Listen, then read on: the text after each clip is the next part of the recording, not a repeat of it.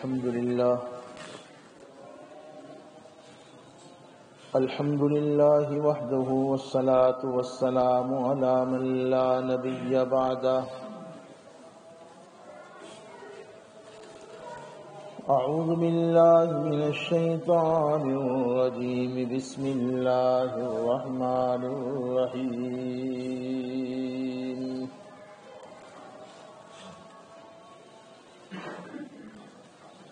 قد أفلح المؤمنون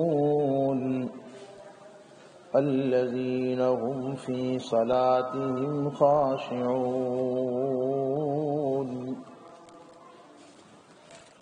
والذين هم عن اللغو معرضون والذين هم للزكاة فاعلون والذين هم لفروجهم حافظون إلا على أزواجهم أو ما ملكت أيمانهم فإنهم غير ملومين.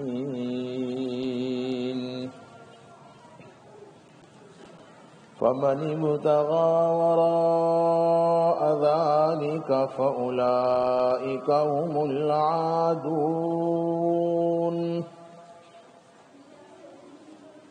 والذين هم لأماناتهم وعهدهم راعون.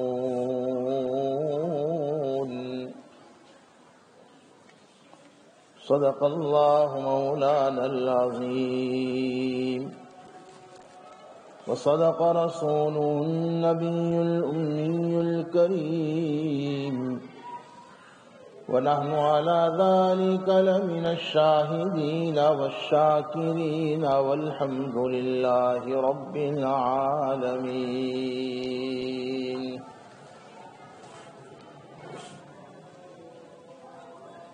اللہ تبارک و تعالی نے قرآن پاک میں اپنے مخصوص بندوں کے خاص اوصاف اور صفات بیان فرمائے. اللہ کے مخصوص بندے وہ ہیں جو دنیا میں ایمان بھی لائے، من چاہی زندگی کو رب چاہی زندگی پر جنہوں نے ترجیح دی،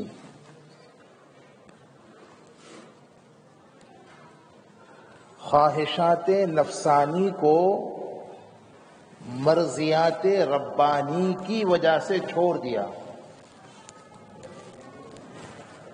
کیا مطلب؟ ان کی خواہش جب بھی اللہ کے حکم سے ٹکرائی، ان کی مرضی جب بھی اللہ کی مرضی سے ٹکرائی، اپنی خواہش کو اپنی مرضی کو چھوڑ دیا اور اللہ کی مرضی والے عمل کو اختیار کر لیا. یہ اللہ کے مخصوص لوگ ہیں جن میں بنیادی طور پر جو اوصاف پائے جاتے ہیں. یہ جو آیات مبارکہ پچھلے کئی جمعوں سے اللہ کی توفیق سے آپ حضرات سن رہے ہیں، ان میں 7 خاص اوصاف کو بیان کیا ہے، اور قرآن نے یہ اعلان کیا کہ یہ وہ 7 اوصاف ہیں جن میں بھی پائے جائیں وہ مسلمان، مرد ہو، عورت ہو، جوان ہو، بوڑھا ہو، کوئی ہو، یہ 7 اوصاف جس مسلمان میں پائے جائیں گے آخرت میں اس کا ٹھکانہ اللہ کی خاص جنت جس کا نام جنت الفردوس ہے. اللہ ہم سب کو یہ مقام عطا فرما دے، آمین. پہلا وصف تو آپ نے سنا، الذین هم فی صلاتهم خاشعون. نماز تو پڑھتے ہیں لیکن خشوع اور خضوع کے ساتھ، دھیان اور توجہ کے ساتھ۔ دوسرا وصف، لغویات سے وہ اعراض کرتے ہیں، یعنی ہر وہ کام، ہر وہ کلام جس میں دین کا، دنیا کا، آخرت کا کوئی فائدہ ہی نہیں، ایسی ساری باتوں سے وہ بچتے ہیں۔ تیسرا وصف ان میں یہ پایا جاتا ہے، اگر وہ صاحب نصاب ہیں تو زکوٰۃ کا اہتمام کرتے ہیں اور ہر حال میں تزکیہ نفس کا وہ اہتمام بھی کرتے ہیں، اپنے نفس کی اصلاح کرتے ہیں۔ چوتھا وصف، اپنی عزت اور عصمت کی وہ حفاظت کرتے ہیں۔ یہ ساری باتوں کو آپ تفصیل سے سن چکے ہیں، میں انشاءاللہ اپنے مضمون کو آگے بڑھانا چاہتا ہوں۔ پانچواں جو وصف اس آیت کریمہ میں بیان ہوا، والذین هم لاماناتهم وعہدهم راعون، چھوٹی سی آیت ہے لیکن اتنی جامع آیت ہے کہ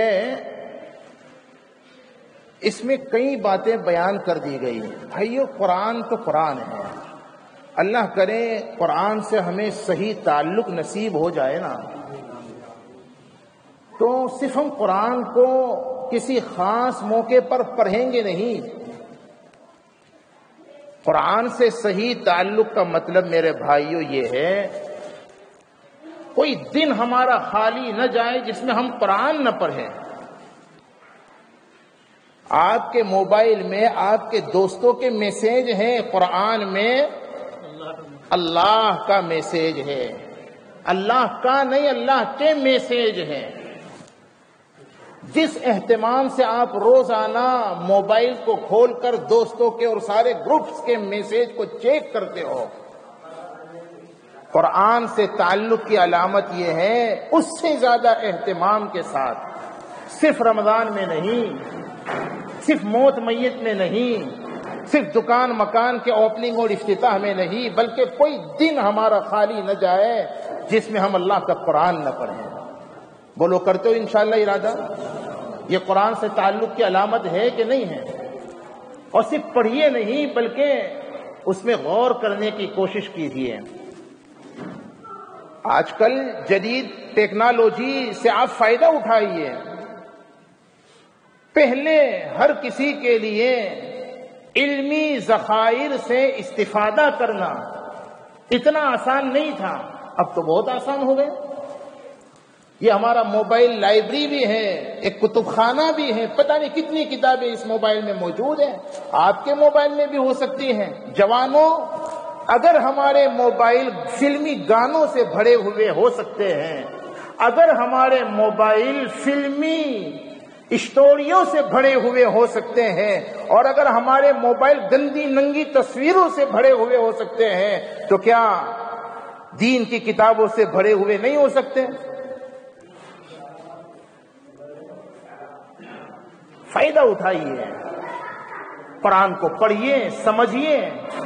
میں ذرا سا آپ کو قرآن کی اہمیت کی، میں تو چاہتا ہی ہوں، گزشتہ بھی چاہتا تھا کہ جلدی سے مضمون کو سمیٹوں، لیکن ہماری زبانیں اللہ کے اختیار میں ہے۔ یقین مانو، میرا اپنا کوئی کمال نہیں، اللہ سے مانگتے ہیں کہ اللہ ایسی کوئی باتیں ہماری زبان پر جاری فرما دے جو ہم سب کے لیے مفید ہو۔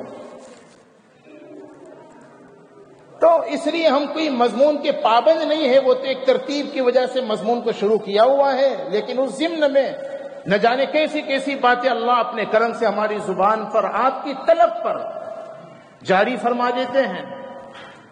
میں ذرا قرآن کی کچھ اہمیت ہمارے دل میں آئے اور قرآن کی کچھ عظمت پیدا ہو جائے اور قرآن کی طرف کچھ رغبت پیدا ہو جائے، میں بتلانا چاہتا ہوں قرآن کی چھوٹی آیتیں بھی بہت جامع ہیں۔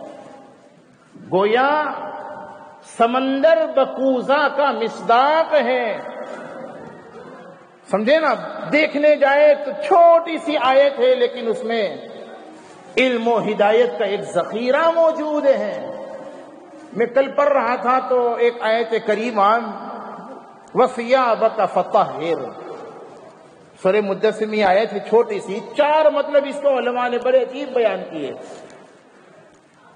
یقین مانو اس 4 مطلب کو بیان کرنے کے لیے گھنٹوں چاہیے علماء کو۔ آیت چھوٹی سی ہے وَثِيَابَكَ فَطَهِّرْ، پیارے اپنے کپڑوں کو پاک رکھیے۔ کیا مطلب ہے؟ 4 مطلب علماء نے بیان کیے۔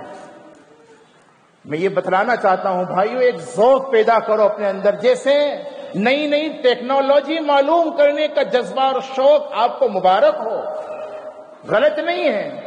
شریعت کے دائرے میں رہتے ہوئے جس قدر آپ آگے بڑھ سکتے ہو بڑھیے، اللہ مبارک کرے، لیکن ہمارے آگے بڑھنے کے لیے صرف وہی ایک راستہ نہیں ہے، قرآن کی معلومات میں اور اس کے علوم میں بھی آگے بڑھیے، بڑھ سکتے ہو۔ ایک ذوق ہونا چاہیے، ایک شوق ہونا چاہیے۔ میں یہ عرض کر رہا تھا والذین هم لاماناتهم وعہدهم راعون، یہ چھوٹی سی آیت ہے، اس میں 2 بڑی جامع صفات کو بیان کیا ہے۔ اللہ کے مخصوص بندوں کا 5واں خاص وصف یہ ہے کہ وہ امانتوں کی رعایت کرتے ہیں۔ لِأَمَانَاتِهِمْ، ہم نے عرض کیا تھا امانات کیوں فرمایا؟ امانت کہتے ہیں۔ راعون کیوں فرمایا؟ حافظون کیوں نہیں کہا؟ وہ تو ہم پہلے عرض کر چکے ہیں۔ امانات اس لیے فرمایا، جمع کا لفظ لائے ہیں تاکہ دنیا والوں کو پتہ چل جائے کہ امانتوں کی کئی قسمیں ہیں۔ ہمارے علماء بہت غور سے سنیے گا، ہمارے علماء فرماتے ہیں بنیادی طور پر 4 قسمیں ہیں۔ کتنی بولو؟ امانتوں کی کتنی قسمیں ہیں؟ نمبر 1، یہ تو مشہور ہی ہے، سبھی جانتے ہیں، کسی نے کسی کے پاس اپنا مال یا کوئی چیز حفاظت کے طور پر رکھوائی، وہ کیا ہے بولو؟ یہ تو دنیا جانتی ہے، وہ امانت ہے۔ میں نے آپ کے پاس، آپ نے میرے پاس کوئی پیسہ، کوئی مال یا اور کوئی چیز حفاظت کی غرض سے اگر رکھوائی، یہ تو امانت ہے۔ اس کی حفاظت اس وقت آسان ہوگی جب ہم اس کی رعایت کریں گے۔ راعون کا لفظ اس بات کو سمجھانے کے لیے لایا گیا، یہ راعون بنا ہے راعی سے، اور راعی کہتے ہیں چرواہے کو، بکریاں چرانے والا۔ یہ بھی ایک عجیب پیشہ ہے جو تمام نبیوں سے اللہ نے یہ پیشہ اختیار کروایا۔ حدیث میں آتا ہے، اور اس میں بھی بڑی حکمتیں ہیں، ابھی بات دوسری طرف چل پڑے گی۔ حدیث میں آتا ہے کوئی نبی ایسے نہیں گزرے جنہوں نے بکریاں نہ چرائی ہو۔ اب اس کی کئی حکمتیں ہیں کہ کیوں اللہ نے بکریاں چروائی، چونکہ بکریوں کو سنبھالنا اتنا آسان نہیں ہے، ایک یہاں بھاگ رہی ہے، ایک وہاں بھاگ رہی ہے۔ بکریاں اس لیے چرائی تاکہ ان کو سنبھالنے کا ہنر آ جائے، پھر انہیں امت کو سنبھالنا بھی ہے نا۔ تو راعی جو ہوتا ہے نا، چرواہا، بکریوں کو سنبھالنے کے لیے نگاہ بہت کڑی رکھتا ہے، کہیں کوئی بکری ادھر ادھر نہ ہو جائے، کہیں کسی بکری پر کوئی بھیڑیا حملہ نہ کر دے۔ تو جس طرح بکریوں کی حفاظت کے لیے بہت نگرانی کرتا ہے چرواہا، لوگوں نے اگر ہمارے پاس امانتیں رکھوائی ہیں تو اس کی حفاظت کے لیے بھی ایسی کڑی نگرانی رکھو۔ اگر نہیں رکھ سکتے، ایسی کڑی نگرانی نہیں کر سکتے تو امانتیں کیوں رکھتے ہو؟ آپ لوگوں کی کیوں لیتے ہو؟ اور پھر امانت اپنوں نے رکھوائی ہو تو، غیروں نے رکھوائی ہو تو، اور لوگوں اتنے سچے ہمیں بننا چاہیے، یہ ہمارے قرآن کی تعلیم ہے اور یہ ہماری اسلام کی تعلیم ہے۔ ایسے صادق اور امین بنو، ایسے صادق اور امین بنو کہ دشمن بھی تمہاری سچائی اور امانت کا اعتراف کرے۔ نہیں معلوم؟ سرکار دو عالم سب کو ہو صلی اللہ علیہ وسلم ایسے ہی تھے۔ ہم جن کی محبت کا دم بھرتے ہیں نا، اس نبی کا حال یہ تھا کہ یوں تو آپ کی تکذیب کرتے تھے دشمنان دین مشرکین مکہ، لیکن جتنا آپ پر بھروسہ تھا اپنے باپ پر بھی ان کو اتنا بھروسہ نہیں تھا۔ ہاں، آپ کو صرف امین کہتے نہیں تھے بلکہ اپنی قیمتی قیمتی امانتیں حضور کے پاس رکھواتے تھے، اور حضور نے امت کو امانت کا جو سبق دیا ہے وہ ہجرت کا موقع، ہجرت والی رات، وہ نقشہ بھی بڑا عجیب ہے۔ چاروں طرف سے دشمن گھیرے ہوئے ہیں در اقدس کو، وہ تو مٹانا چاہتے تھے نا۔ ہاں، مکر کیا تھا انہوں نے، ایک گیم پلان کیا تھا کہ محمد کو ہم مٹا کر رہیں گے، لیکن کیا کہا؟ ہم نہیں کہتے یہ تاریخ بتاتی ہے ہمیں،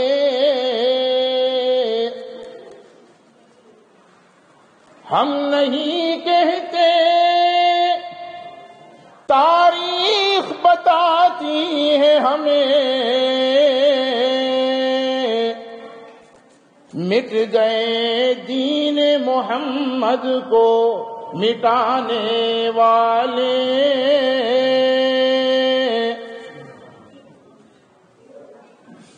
آئے تھے حضور کو مٹانے کے لیے۔ بڑا عبرتناک وہ واقعہ ہے۔ میں اصل میں امانت سے متعلق ایک چیز بتلانا چاہتا ہوں، لیکن سنیے، حضور کی سیرت تو بڑے مزے کی چیز ہے، شرط یہ ہے کہ ہم اس پر عمل کریں۔ اور یہ پلان کیا تھا نا، ابو جہل نے وہ مشورہ دیا تھا کہ ہر خاندان کا ایک جنگجو نوجوان، ایسے تقریباً 100 نوجوان آ کر کے حضور کے گھر کو چاروں طرف سے گھیر لیا۔ ہر ایک کے ہاتھوں میں تلواریں ہیں، خنجر ہیں، ہتھیار ہیں، اور ارادہ یہ ہے کہ جیسے ہی محمد اپنے گھر سے نکلیں گے ان کا کام تمام کر دیں گے۔ اور عین اسی وقت اللہ کی طرف سے حکم آیا، پیارے اب اپنا گھر بھی چھوڑو اور ہمارا گھر مکہ بھی چھوڑو، ہجرت کر جاؤ۔ بعض علماء نے یہ عجیب بات لکھی ہے کہ حضور کے دل میں خیال آیا ہوگا کہ یا اللہ کیسے نکلوں، چاروں طرف سے دشمنوں نے مجھے گھیرا ہوا ہے۔ حق تعالی کی طرف سے دل میں یہ بات ڈالی گئی، پیارے قدم بڑھانا تمہارا کام ہے اور راہوں کو کھولنا ہمارا کام ہے۔ حکم ہوا نا، ایک مٹھی مٹی لیجئے، اصل طاقت تو اللہ کی ہے، ہم اگر اللہ کے بن جائیں تو ساری طاقتیں مل کر ہمیں مٹا نہیں سکتی۔ پھر اللہ کنکر کے ذروں میں وہ طاقت پیدا کر سکتے ہیں جو ایٹم بم کے اندر نہیں۔ اور بھائیوں، یہ جذباتی بیان نہیں ہے، یہ قرآن کے حقائق ہیں۔ حضور نے ایک مٹھی مٹی لی، اور یہی ہوا تھا نا سورہ یاسین کی ابتدائی آیت فَأَغْشَيْنَاهُمْ فَهُمْ لَا يُبْصِرُونَ پڑھ کر کے ان کی طرف یہ حکم آیا تھا، پیارے مٹی اٹھاؤ اور ایک مشت مٹی کو لے کر کے ان کی طرف پھینک دو۔ تب بھی حضور کے دل میں خیال آیا، اے اللہ یہ دشمن تو چاروں طرف ہے، میں کہاں کہاں مٹی پھینکوں؟ حکم ہوا، پیارے مٹی پھینکنا تمہارا کام ہے اور چاروں طرف ان کی آنکھوں میں ڈال دینا میرا کام ہے۔ کیا کہا قرآن نے؟ ایسا ہی ہوا۔ قرآن پاک میں فرمایا وَمَا رَمَيْتَ إِذْ رَمَيْتَ وَلَكِنَّ اللَّهَ رَمَى وَمَا رَمَيْتَ إِذْ رَمَيْتَ وَلَكِنَّ اللَّهَ رَمَى۔ دنیا نے تو یہی دیکھا نا، آپ نے ایک مشت مٹی اٹھا کر دشمنوں کی طرف پھینک دی، لیکن اللہ نے چاروں طرف ان کی آنکھوں میں مٹی کو جھونک دیا، دشمن اپنی آنکھوں کو ملتے ہی رہے اور حضور ان کے درمیان سے رخصت ہو گئے۔ لیکن رخصت ہونے سے پہلے انہی دشمنوں کی امانت خدا کی قسم حضور کی سیرت کو پڑھو، اور لوگوں حضور کی سیرت صرف ربیع الاول کے ساتھ خاص نہیں ہے۔ اس لیے نہیں ہے کہ ربیع الاول میں چند جلسے جلوس کر لیں، حضور کے نام حضور کی سیرت تو اس لیے ہے زندگی کے ہر موڑ پر، مسجدوں میں بھی حضور کی سیرت سامنے ہو، بازاروں میں بھی حضور کی سیرت سامنے ہو، اور سیاست کے ایوانوں میں بھی حضور کی سیرت سامنے ہو، خوشیوں میں بھی سامنے ہو، غمیوں میں بھی سامنے ہو، پرسنل لائف میں بھی حضور کی سیرت سامنے ہو، اجتماعی زندگی میں بھی حضور کی سیرت سامنے ہو۔ یہی تو حضور سے عشق و محبت کا تقاضا ہے۔ ان دشمنوں کی امانتیں جو مارنے آئے تھے، مٹانے آئے تھے، حضور کے پاس تھی یہ ساری امانتیں، مولا علی کرم اللہ وجہہ کو وہ ساری امانتیں سپرد کی۔ علی میرے بستر پر سو جاؤ، بستر بھی سنبھالو اور یہ امانتیں بھی سنبھالو، اور جب تک دشمنوں کی امانتیں مکمل طور پر تم ادا نہ کر دو، وہاں تک تمہیں مکہ چھوڑ کر مدینہ کی طرف ہجرت کی اجازت نہیں ہے۔ والذین هم لاماناتهم وعہدهم راعون، سب سے خاص بندے تو اللہ کے رسول تھے، ان کا خاص وصف امانتوں کی رعایت تھا۔ وقت ختم ہو گیا، میں چاہتا تھا آج اپنے مضمون کو سمیٹ لیتا اور پھر اگلی صفت جو ہے اسے بیان کرتا، لیکن جیسا کہ ہم نے عرض کیا بھائیو، ہمارا اپنا کوئی کمال نہیں ہے، یقین مانو بس اللہ قبول فرما لے۔ آپ اپنے اندر طلب پیدا کیجئے، کچھ توجہ دیجئے، تو آپ کی طلب اور توجہ پر اللہ کچھ باتیں اپنی زبان پر کہلوا دیتے ہیں۔ کہنے والا آپ سے زیادہ محتاج ہے عمل کا۔ جو بھی میں کہا کرتا ہوں صاحبو، جو کھائے اس کا پیٹ بھرے اور جو عمل کرے اس کی جنت بنے۔ اللہ تعالی ہم سب کو حقائق سمجھا دے، عمل کی توفیق عطا فرما دے، آمین۔ وآخر دعوانا ان الحمد للہ رب العالمین۔ یہ